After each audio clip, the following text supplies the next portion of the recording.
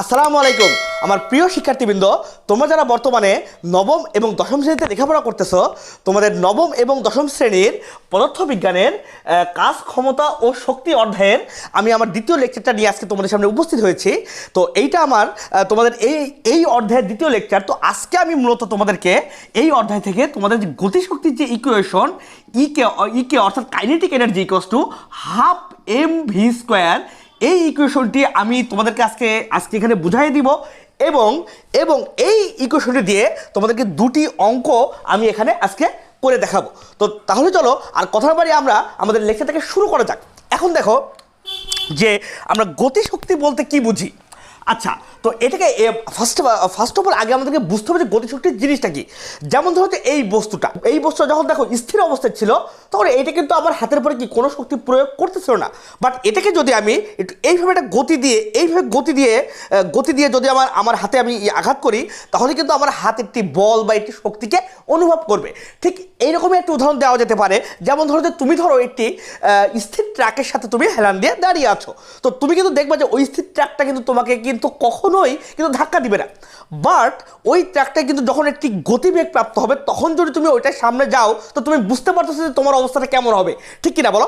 কারণ ওটি কিন্তু তখন ওই তার গতির কারণে সেটি গতি শক্তি প্রাপ্ত হবে। অর্থাৎ এই উদাহরণের মাধ্যমে আমরা কিন্তু গতিশক্তির একটি সংজ্ঞা দিতে পারি। সংজ্ঞাটা ঠিক এমন হয় যে কোনো বস্তু তার গতির কারণে যেই শক্তি প্রাপ্ত হয় বা তার বেগের কারণে যে শক্তি প্রাপ্ত হয়, তাকেই কি বলা হয়? গতিশক্তি বলা হয়। ক্লিয়ার? তো তাহলে আমি আশা করি যে তোমরা গতিশক্তির যে সংজ্ঞাটা এটা খুব ভালো মতো বুঝতে পেরেছো। আচ্ছা, তো নর্মালি শক্তির মতোই গতিশক্তির একক জুল দ্বারাই প্রকাশ হবে। তো আমরা এখন দেখব যে কোনো বস্তু গতিশীল হলে পারে সেটি যেই শক্তি প্রাপ্ত হয় সেটিকে আমরা কোন ইকুয়েশনের মাধ্যমে প্রকাশ করতে পারি বা আমরা কোন ইকুয়েশন দিয়ে ক্যালকুলেশন করতে পারি। তো লেটস সি। আমরা কি জানি, তো কাজ ডাব্লিউ ইকুয়ালস টু কি হবে? তোমার ব্যয়িত শক্তি। অর্থাৎ আমরা কোনো একটি বস্তু যদি গতিশীল হয়, তাহলে ওই বস্তু কতটুকু কাজ করে এইটা যদি আমরা বের করতে পারি, তাহলে ওইখান থেকে কিন্তু আমরা তোমার ক্যালকুলেশন করতে পারবো যে ওইটার গতিশক্তির ইকুয়েশনটা কি হবে। ঠিক আছে? ওকে, তো চলো আমরা তাহলে এই পজিশনে এই পন্থায় আমরা সামনের দিকে আগাবো। তো আমরা কি জানি, কৃতকাজ ডাব্লিউ ইকুয়ালস টু, আমরা এখানে লিখি কৃতকাজ ডাব্লিউ ইকুয়ালস টু আমরা কি জানি এফ এস, তাই না? কি জানি? F S. ওকে, তো তাহলে আমরা জানি যে কৃতকাজ W equals to F S. এরপরে আমরা দেখো, আচ্ছা এফ ইকুয়ালস টু আমরা কি লিখতে পারি? তো দেখো তাহলে আমরা কি জানি যে এফ ইকুয়ালস টু কিন্তু এম এ, তাই না? অর্থাৎ আমরা কিন্তু দেখো তাহলে কিন্তু এই এফ এর জায়গায় কিন্তু আমরা এই এম এটাকে বসাই দিতে পারি। তো তাহলে চলো আমরা বসাই দিই। তাহলে বসালে কি হবে? দেখো তাহলে আমরা পাই W equals to M A, F এর জায়গায় এম এ বসাই দিয়েছি আর এস, এটা আমরা পাই, তাই না? আচ্ছা, আচ্ছা এটা তো আমরা পেয়েছি। এবার এইটাকে কাজে লাগিয়ে দেখো আমরা কিভাবে গতিশক্তির ইকুয়েশনটাকে বের করি। আচ্ছা, আমরা কিন্তু আরও একটা ইকুয়েশন জানি যে v square equals to u square plus 2as। তো আমরা আপাতত ধরতেছি যে বস্তুটা তার ইনিশিয়াল অবস্থায় মানে শুরুতে ওটার আদি বেগটা শূন্য ছিল, মানে ওটা স্থির অবস্থায় ছিল। তো স্থির অবস্থা থেকে যাত্রা শুরু করছে। তো ওই যাত্রা শুরু করে সে যে বেগটা, শেষ বেগ যে ভিটা প্রাপ্ত হবে, এর দরুন সে কতটুকু গতিশক্তি প্রাপ্ত হবে, এইটাই আমরা এখন বের করবো। তাহলে আমরা কি পাই? দেখো যে তাহলে আদি বেগ ইউর মান তাহলে 0, আমরা এখানে 0 বসাবো প্লাস 2as, এটা আমরা বসাবো। এবারে তাহলে এটা তো 0 আসছে। এখন তাহলে দেখো আমরা ফাইনালি কি পাচ্ছি যে v square equals two 2as। তাহলে আমরা এখানে এএস ইকুয়ালস টু কত পাই? দেখো এএস ইকুয়ালস টু আমরা যেটা পাই যে ভি স্কোয়ার ভাগ 2। অর্থাৎ দেখো এই যে এস টুকু আছে, এইটুকু ইকুয়ালস টু কিন্তু আমরা পাচ্ছি কি ভি স্কোয়ার ভাগ 2। তাহলে এইটা চলো আমরা এখানে বসাই দিই। তাহলে এম ইন্টু ভি স্কোয়ার ভাগ 2, এটা আমরা এখানে কিন্তু বসাই দিয়েছি। আচ্ছা, বসাইয়ে দিলে পরে কি হবে? চলো এবার আমরা একটু দেখি, আরেকটু আমরা একটু সামনের দিকে আগাই। তো আরেকটু সামনের দিকে আমরা আগালে দেখতেছি যে এইখানে কৃতকাজ ইকুয়ালস টু কি আসলে বলো তো, যে এই হাফটাকে সামনে গেলে হাফ এম ভি স্কোয়ার। অর্থাৎ দেখো আমরা কিন্তু যে এই যে তার যে বেগটা, অর্থাৎ সে যে স্থির অবস্থায় ছিল প্রথমে, এই যে আমাদের এই সূত্র অনুসারে সে যে স্থির অবস্থায় যে প্রথমে ছিল, এইটার ফলে পরে সে এই ত্বরণে চলার ফলে এবং এই স্মরণ হওয়ার ফলে সে যে বেগটা প্রাপ্ত হইল, ওই বেগটা প্রাপ্ত হওয়ার দরুন তার ভিতরে যেই শক্তিটা সঞ্চিত হইল, ওই যে আমরা যে সংখ্যাটা দিয়েছিলাম, সেই শক্তিটা হলো হাফ এম ভি স্কোয়ার বা তার কৃতকাজ হাফ এম ভি স্কোয়ার। তো আমরা কি জানি যে কৃতকাজ সমান কি তার ব্যয়িত শক্তি বা সঞ্চিত শক্তি, যেটা তুমি বর্ণনা করো।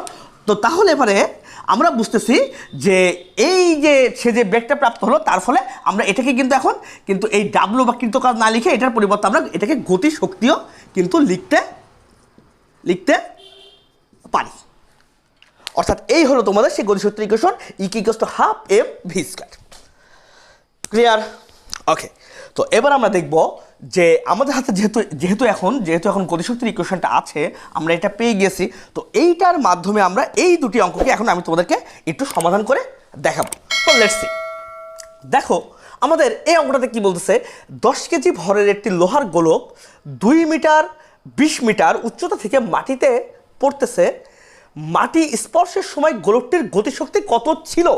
অর্থাৎ ওই মাটিটা যখন স্পর্শ করবে তখন ওই গতিটা কতটুকু গতি শক্তি ছিল এটা আমাদেরকে বের করতে হবে। আচ্ছা, এটা আমাদের বের করতে গেলে কী লাগবে? আমরা জানি আমাদের গতিশক্তির ইকুয়েশন E= কি বলতো, 12 mv²। ওকে, তাহলে আমাদেরকে তাহলে এইখানে কী দরকার? দেখো তো, আমাদের ওই শেষ বেগটা দরকার, অর্থাৎ মাটি স্পর্শের সময় যে বেগটা হয়েছিল ওই বেগটা দরকার, এবং আমাদের ওই বস্তুর এই ভরটা দরকার আর কি। কিন্তু দেখো আমাদের এখানে কিন্তু ভর কিন্তু দেওয়াই আছে, যে 10 কেজি ভর কিন্তু দেওয়াই আছে, অর্থাৎ আমাদের এখানে যদি আমরা দেওয়া আছে যদি আমরা লিখি তাহলে কিন্তু আমরা কিন্তু ভরটা কিন্তু ফার্স্টেই পেয়ে যাচ্ছি, দেওয়া আছে। তো দেওয়া আছে কি আমাদের ভর m= কত, 10 কেজি, এটা আমাদের কিন্তু দেওয়াই আছে। এবার আমাদেরকে কি দেওয়া আছে, আমাদের দেখো এখানে কিন্তু একটি উচ্চতা দেওয়া আছে, তাহলে আমাদের উচ্চতা h= কত দেওয়া আছে বলতো, আমাদের 20 মিটার দেওয়া আছে। এখন আমাদেরকে বের করতে হবে কি v², বা আমাদের এই শেষ বেগ ভিটা বের করতে হবে, যাক ওটা আমরা এখানে করব। তো আমাদের ফাইনালি তার থেকে আমাদের গতিশক্তিটা কত মাটি স্পর্শের সময়। তো তাহলে দেখো আমরা এখন এই বেগ ভিটা কিভাবে বের করতে পারি, এইটা আমাদেরকে এখন বের করতে হবে। তো চলো আমরা দেখি। আমি ফার্স্টে তোমাদের বেগ ভিটা ডাইরেক্ট বের করে দেখাবো, বাট আমি তোমাদের এখানে একটা শর্টকাটও দেখাবো, যেটাতে জন্য তুমি অঙ্কটাকে আরেকটু মানে ছোটো করে অঙ্কটা যাতে করতে পারো। তাহলে আমরা আমাদের দ্বিতীয় অধ্যায় থেকে কিন্তু শিখেছি যে কোনো উচ্চতা থেকে যদি কোনো বস্তু পড়ে তাহলে তার শেষ বেগ যদি নির্ণয় করতে হয় তাহলে এবার কী হয় বলো তো, আমরা জানি v² = 2gh, এই সূত্রটাকে আমরা কোথা থেকে শিখছি, আমরা কিন্তু দ্বিতীয় অধ্যায় থেকে শিখেছি। তাহলে এখন দেখো যেহেতু বস্তুটা স্থির অবস্থা থেকে পড়তেছিল গোলক এত মিটার উচ্চ থেকে, অর্থাৎ 20 মিটার উচ্চ থেকে যত পড়ছে, অর্থাৎ লিখে 20 মিটার উচ্চতা থেকে সে যখন পড়তেছিল তাহলে 20 মিটার উচ্চতার আগে তার বেগ কত ছিল, 0 ছিল, কারণ সে তো আমরা তো ধরতেছি সে 20 মিটারই পড়ছে, আমরা কি ধরতেছি সে 20 মিটারই নিচে পড়তেছে, তাহলে প্রথমে তার বেগ কত ছিল, 0 ছিল। অর্থাৎ আমাদের এখানে কিন্তু আদিবেগ U= কিন্তু অবশ্যই 0 ms−1। তো তাহলে পরে আমরা কিন্তু এখানে এটা বসাতে পারি 0, এটা বসাতে পারি। আচ্ছা 2, আর জের মান আমরা সবাই জানি 9.8, আর এই আমাদের কত দেওয়া আছে, 20 মিটার দেওয়া আছে। তো তাহলে আমরা ফাইনালি যেটা পাই যে v² আমরা যেটা পাচ্ছি এই তিনটাকে গুণ করলে আসে 392 এটা আসে, এবং ফাইনালি আমরা যদি এটাকে রুট করি তাহলে v= পাওয়া যায় 19.8 ms−1, 19.8 ms−1। তো তাহলে আমরা দেখো এখানে এই যে ভরটা আমাদের এখানে দেওয়া আছে, এই যে ভি এর মানটা আমরা পেয়ে গিয়ে জাস্ট এখানে ইনপুট করে দিলেই কিন্তু আমাদের অ্যান্সারটা হয়ে যাবে। জানি E=12 mv²। আচ্ছা এম এর মান কত বলো তো, এম এর মান এখানে কত দেওয়া আছে, 10 দেওয়া আছে, তুমি 10 বসায় দাও। ভি এর মান কত বের করছো, 19.8, তার উপরে কি আছে, স্কোয়ার আছে। তো তাহলে এটাকে যদি এখন আমরা ক্যালকুলেশন করি তাহলে যে জিনিসটা আসে সেটা হলো দেখো 19.8 হোল স্কোয়ার, এটা আসছে তোমার হলো 392। অর্থাৎ দেখো এখানে আছে 392, হাফ ইন্টু 10 ইন্টু 392। আচ্ছা 392 ইন্টু 10, 392 ইন্টু 10, তাহলে 3920 ভাগ 2। এই যে এটাকে গুণ করে 3920 আর এই 2 দিয়ে ভাগ করলে পারে ফাইনালি আমরা পাচ্ছি 1960 জুল। এটা কি আসছে আমাদের টোটাল গতিশক্তি মাটি স্পর্শ করার সময়, এটা তোমার গতিশক্তি তুমি পাচ্ছ আর কি। এখন এসো, আচ্ছা তো তাহলে বেগ বের করে তুমি এটা করতে পারো, কিন্তু দেখো আমাদের কিন্তু এই বেগটা না বের করে, দেখো আমাদের এখানে কি ব্যবহার হচ্ছে, v² ব্যবহার হচ্ছে, তাই না? আমি শর্টকাট একটু বলতেছি আর কি, v² ব্যবহার হচ্ছে, কাজেই এটাকে রুট করে আবার ভি বানিয়ে তাকে আবার স্কোয়ার না করলেও কিন্তু হয়।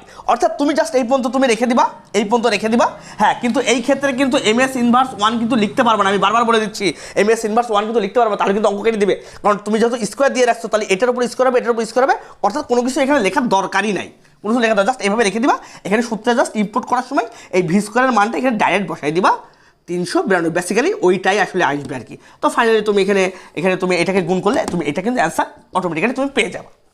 ক্লিয়ার? তো ঠিক আছে তো তাহলে আশা করি এই অঙ্কটা তোমরা খুব ভালো মতো বুঝতে পেরেছো। এইবারটা আমি তোমাদেরকে একটু টেকনিক্যালি তোমাদেরকে একটু আমি হ্যান্ডেল করবো, অর্থাৎ একটা টেকনিক্যাল একটা অঙ্ক অনেক সময় আসে যেটা তোমরা অনেক সময় বুঝতে পারো যে স্যার স্যার ওই মানটা কই থেকে পাবো আমরা। তো সেইটার জন্য আমি এটা কোনো অঙ্ক না, আসলে এটা আসলে একটি কনসেপ্ট। এই কনসেপ্টটা বোঝানোর জন্য এটা আমি দিয়েছি। দেখো তো কনসেপ্টটাতে তোমাদের কি বলছে গোলকটি মাটির পরিবর্তে কোনো স্প্রিংয়ের উপর পড়লে এর ভিতর কতটুকু শক্তি সঞ্চিত হতো। আচ্ছা, স্প্রিংয়ের উপর যদি পড়তো তাহলে কি স্প্রিংটার ভিতরে কি কতটুকু শক্তি সঞ্চিত হতো? আচ্ছা, কতটুকু হতো বলো তো? যতটুকু গতিশক্তি ওই গোলকটা প্রাপ্ত হয়েছিল, তো গোলকটা যদি থেমে যায় তাহলে ওর গতিশক্তি কোথায় দিয়ে দেবে? সেই স্প্রিংকে দিয়ে দেবে। কারণ আমরা শক্তি নিত্যতা সূত্র অনুসারে কি জানি, শক্তি কখনো ধ্বংস হতে পারে না, শক্তি কোনো সৃষ্টি হতে পারে না, অর্থাৎ কি শক্তি এক রূপ থেকে আরেক রূপে কি স্থানান্তরিত বা রূপান্তরিত হতে পারে। তো যেটা হতো সেটা হচ্ছে এই গতিশক্তিটা স্প্রিংয়ের ভিতরে একটি সঞ্চিত শক্তি রূপে কি জমা হয়ে যেত। অর্থাৎ কি স্প্রিংয়ের সঞ্চিত শক্তি কতটুকু হতো? এই 1960 জুলই হতো আর কি। ক্লিয়ার? তো ঠিক আছে আমার প্রিয় শিক্ষার্থীবৃন্দ, তাহলে দেখো আমরা আবারও ঠিক পরবর্তী আরেকটি সূত্র এবং সেই সূত্রের প্রয়োগ আমরা অলরেডি এটাও কিন্তু আজকে তোমাদেরকে আরেকটি সূত্র আমরা কিন্তু এখানে শিখে গেলাম আর কি। আচ্ছা, এরপরে তোমাদের যে জিনিসটা শেখানো হবে সেটা আমরা শিখবো যে আমাদের কৃত কাজ আমাদের টোটাল গতিশক্তির পরিবর্তনের সমান। এই সূত্রটা আমরা আমাদের নেক্সট অর্থাৎ তৃতীয় লেকচারে তোমাদেরকে এই সূত্রটা নিয়ে আলোচনা করা হবে এবং এই সূত্রের প্রয়োগ এবং একটি গ্রাফের অঙ্ক আমি এই সূত্র দিয়ে তোমাদেরকে করে দেবো। তোমরা অবশ্যই চ্যানেলটাকে সাবস্ক্রাইব করে রাখো এবং অনেক বেশি শেয়ার করো যাতে তোমাদের সমস্ত বন্ধুবান্ধবরা আমার এই চ্যানেলটা সম্পর্কে জানতে পারে এবং তারা একদম ফ্রিলি কোর্সটা করতে পারবে। আর তোমরা একটু অ্যাডভান্স লেভেলের কোর্সের জন্য এখানে আমার যেটা দেওয়া আছে এদিকে একটু খেয়াল রেখো, তোমরা এটা পড়লে সব বুঝতে পারবে এবং আমার ডিসক্রিপশনেও দেওয়া থাকবে। আর আমার ফেসবুক পেজ, এটাতেও তোমরা ফলো করে রাখো। এখানে অনেক আপডেট সাজেশন অনেক কিছু তোমরা আমার ফেসবুক পেজে কিন্তু পেয়ে যাবে। ঠিক আছে? তো আমার প্রিয় শিক্ষার্থীবৃন্দ, আজকে তোমার সাথে এই পর্যন্ত। সবাই ভালো থাকবা, ভালো মতো লেখাপড়া করো। আসসালামু আলাইকুম।